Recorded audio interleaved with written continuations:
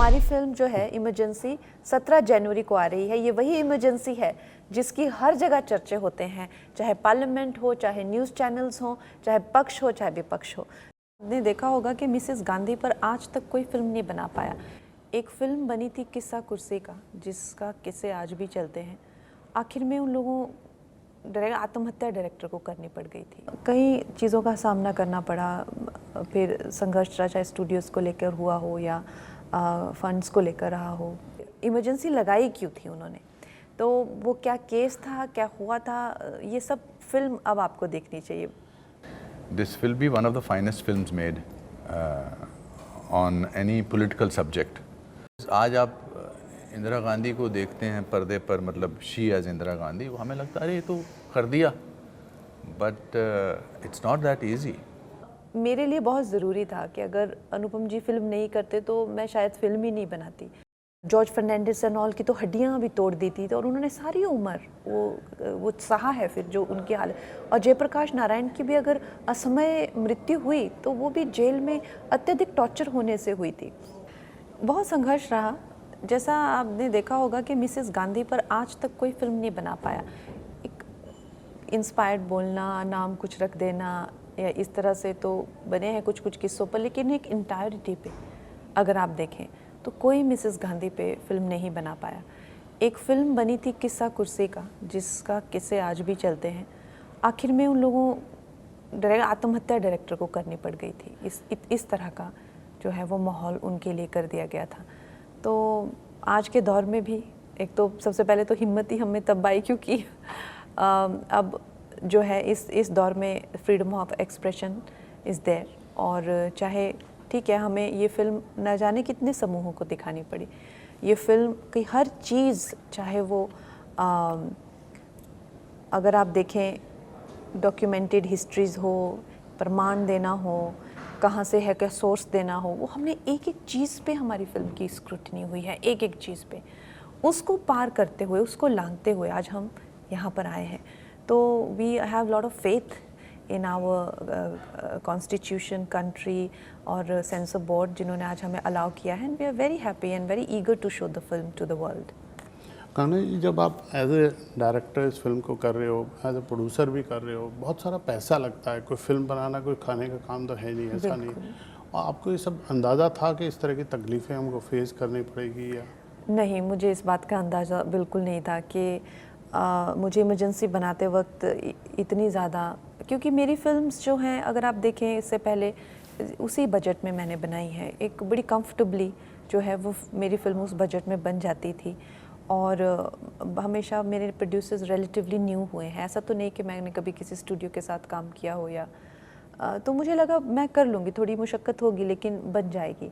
लेकिन कई चीज़ों का सामना करना पड़ा, फिर संघर्ष रहा, चाहे स्टूडियोज़ को लेकर हुआ हो या फंड्स को लेकर रहा हो। तो इस तरह के कई, और सबसे बड़ी बात कि ये चीज़ को लेकर सबको हमेशा से कॉन्फिडेंस नहीं था कि ये फिल्म बना तो दें लेकिन क्या कभी रिलीज़ हो पाएगी कि नहीं।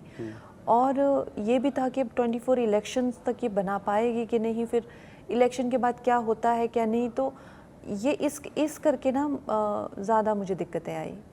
जो विरोधी स्वर उठते हैं उनका एक्सप्लेनेशन, अब तो सरकार भी ऐसा नहीं कि सरकार के विरोध से कोई फिल्म बना रहे हो या सरकार के पक्ष में कोई फिल्म बना रहे हो, आपका कोई एजेंडा ऐसा नहीं है। आप तो एक रियल कहानी दिखा रहे हो। आपकी फिल्म में एक ट्रेलर में हमने देखा डायलॉग है, राष्ट्रपति जी उसका विरोध कर रहे हैं, तो राष्ट्रपति जी को भी चैलेंज किया था ये रिसर्च टीम ने रियल। हाँ बिल्कुल मतलब वो एक इंसान की जिद थी, इमरजेंसी एक प्रधानमंत्री की जिद थी या पर्सनल एक एजेंडा था, क्या था थोड़ा सा जो ट्रेलर में दिख रहा मैं फिल्म एक्सप्लोर उस ये सब चीज़ें तो आप, मुझे लगता है फिल्म के लिए छोड़ देनी चाहिए आपको फिल्म देखनी चाहिए। तभी इंटायरिटी में बोलने का मतलब है नहीं। मैंने एक्चुअली ये फिल्म इसलिए बनाई है क्योंकि बहुत ज़्यादा इस बात को लेकर चर्चाएं होती हैं, हमारे पार्लियामेंट में भी होती है, बाकी सोशल मीडिया पे भी होती है कि वाकई में हुआ क्या था। और बहुत सारी चीज़ें जो है वो बोलने भी नहीं दी जाती हैं कि एक्चुअली में माजरा क्या है। उस पर भी बहुत कि इमरजेंसी लगाई क्यों थी उन्होंने, तो वो क्या केस था, क्या हुआ था, ये सब फिल्म अब आपको देखनी चाहिए। खीर साहब, आपसे भी मैं पूछना चाहूँगा, आप इसमें फिल्म में जयप्रकाश नारायण की भूमिका में हैं, कितना पढ़ा आपने जेपी को इस फिल्म को करने से पहले, या क्या? मैं तो उस दौर से हूँ जिस दौर में मैं नेशनल स्कूल ऑफ ड्रामा में था, जब 1975 में इमरजेंसी लगी थी। बाकी मुझे खुद ज़्यादा रिसर्च करने की ज़रूरत नहीं पड़ी, क्योंकि कंगना ने सब कुछ करके आई थी, सबका होमवर्क खुद ही करके आई थी। अभी आप इससे पहले हम इमरजेंसी के बारे में बात कर रहे थे। आई थिंक अब टाइम आ गया है इस फिल्म की सिनेमैटिक ब्रिलियंस के बारे में बात करना चाहिए। हर फिल्म जो फिल्म मेकर बनाता है वो ऑब्वियसली रिसर्च करते हैं। This will be one of the finest films made on any political subject cinematically. जब हम JFK की बात करते हैं जिस इंटरनेशनल सिनेमा में, अब इस फिल्म को हमको कंट्रोवर्सी से कि कैसे बनी, क्या हुआ, अब हम इसको इससे ऊपर वाले प्लेटफॉर्म पे ले जाना चाहिए कि now watch the film how a girl in this case from, ये इतना एफर्टलेस काम करती हैं कि इसके पीछे कितनी मेहनत करती हैं उसका अंदाज़ा नहीं करवाती हैं। इट इज़, आज आप इंदिरा गांधी को देखते हैं पर्दे पर, मतलब शी एज इंदिरा गांधी, वो हमें लगता है अरे ये तो कर दिया, but it's not that easy.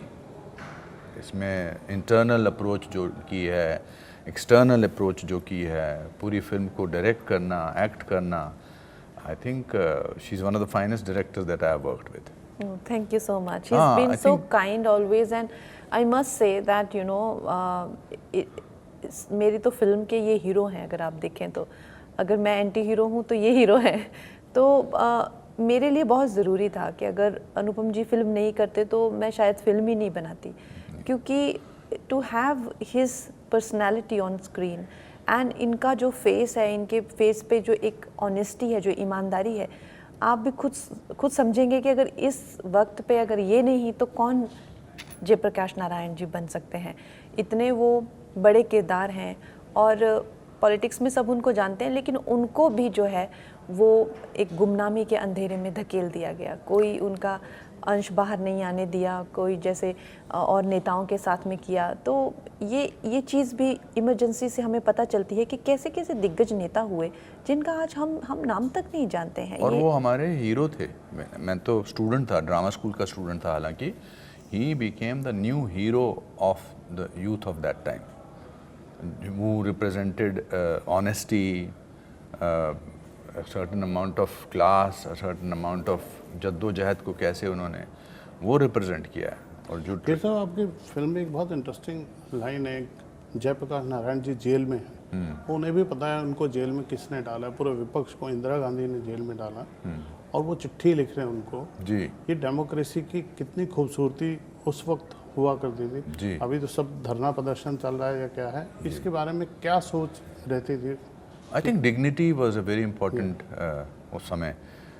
जिस डिग्निटी से जयप्रकाश नारायण जी ने इसको पूरे मुद्दे को उठाया था, या आई थिंक वो उनकी खुद की क्लास बताती थी। और आपको पता है ये वाकई में ये हमारे पास डॉक्यूमेंटेड लेटर है जयप्रकाश नारायण का, हमारे पास क्या आपको अवेलेबल मिल जाएगा। उन्होंने इतना खूबसूरत लेटर प्रधानमंत्री जी को लिखा था। हम तो खैर वो इतने 8-9 पन्ने का नहीं बता सकते हैं, उन्होंने 8-9 पन्ने, उस टाइम पे वो बहुत लिखते थे ना, लेटर्स बहुत एक दूसरे को लिखते थे, लेकिन वो 8-9 पन्ने का लेटर पढ़ेंगे आप तो आपको इतनी हैरानी होगी कि इतने गंभीर जो स्थिति है, जो कि इनका ऐसा रिमांड हो रहा था उस टाइम पे। आप सोच सकते हैं कि जॉर्ज फर्नांडिस एंड ऑल की तो हड्डियां भी तोड़ दी थी, तो और उन्होंने सारी उम्र वो सहा है फिर जो उनकी हालत। और जयप्रकाश नारायण की भी अगर असमय मृत्यु हुई तो वो भी जेल में अत्यधिक टॉर्चर होने से हुई थी। तो उस वक्त पे इतना उनमें एक, आप समझिए कितना एक प्रधानमंत्री को लेकर और कॉन्स्टिट्यूशन को लेकर उनकी एक वो आप भावना समझिए। उन्होंने कितना सुंदर लेटर उनको लिखा है। शायद उन शब्दों को हम पूरा अगर आप तो आपकी आंखों में भी आंसू आ जाएगा कि उनको इतने अच्छे से समझा रहे हैं हर चीज़, और कहीं भी कोई भी कड़वाहट फिर भी नहीं आपको। तो इस तरह के वो महान व्यक्तित्व थे। आपकी लुक्स की भी बहुत तारीफ हो रही है, इतना अच्छा मेकअप, इतना अच्छा, आपने आवाज़ पे भी बहुत काम किया है। किसको इसका श्रेय देना चाहेंगे? क्या हमारे जो प्रोस्थेटिक आर्टिस्ट हैं डेविड, वो he is the right now the best in the world. उन्होंने डार्केस्ट आवर में उनको ऑस्कर अवार्ड्स मिला, गैरी ओल्डमैन की ट्रांसफॉर्मेशन जो चर्चिल में की। तो हमारी छोटा सा देश है, हमारे छोटे छोटे बजट होते हैं, इतनी बड़े लेवल पे हम लोग फिल्में बनाए नहीं सकते हैं, और ख़ासकर नए डायरेक्टर्स के लिए और भी मुश्किल होता है। और फिर पॉलिटिकल ड्रामा हो या एक, जैसे मैंने कहा, एक बूढ़ी औरत की कहानी, तो उसके लिए फिर और कम। लेकिन आई वुड से कि हमने किसी भी डिपार्टमेंट में कोई भी कसर नहीं छोड़ी है। दिस इज़, चाहे वो फोटोग्राफी हो, चाहे वो छोटी से छोटी चीज़ में, मतलब I have really got the best in the world for everything. चलिए, जो आपके फैंस ने इतना इंतज़ार किया, आप खुद बता दीजिए कब आ रही है फिल्म अभी फाइनली, और क्यों देखने जाएं? हमारी फिल्म जो है इमरजेंसी 17 जनवरी को आ रही है। ये वही इमरजेंसी है जिसकी हर जगह चर्चे होते हैं, चाहे पार्लियामेंट हो, चाहे न्यूज़ चैनल्स हो, चाहे पक्ष हो, चाहे विपक्ष हो। तो ये क्या माजरा था और क्या हुआ था और क्यों हुआ था और उसके बाद क्या हुआ, ये जानने के लिए 17 जनवरी को अपने परिवार के साथ जाएं। और 26 जनवरी के ही पहले का वीकेंड है, तो देश प्रेम की भावना को से भी आप ओतप्रोत हो जाएंगे जब ये फिल्म देखेंगे। कि साहब आप भी धन्यवाद। नहीं, मेरे हिसाब से ये ऐतिहासिक रूप से तो बहुत इम्पोर्टेंट फिल्म है ही, लेकिन सिनेमैटिक पॉइंट ऑफ व्यू से भी ये बहुत इम्पोर्टेंट फिल्म है। इन्होंने इससे पहले जितनी भी फिल्में की हैं, इनका काम हमेशा अच्छा रहा है। इस फिल्म में इन्होंने डायरेक्टर, एक्टर, हमसे भी जो काम निकलवाया है, और जो कलाकार इस समय यहाँ नहीं हैं, उनकी तरफ से भी बोलना चाहूँगा कि this is one of the finest films you will see this year. और इसकी शुरुआत आप 17 जनवरी से करिए। एमरजेंसी थिएटर्स में देश विदेश में ये फिल्म रिलीज़ हो रही है, ज़रूर देखिए। चलिए, ऑल द बेस्ट, आपको बहुत शुभकामनाएं। Thank you.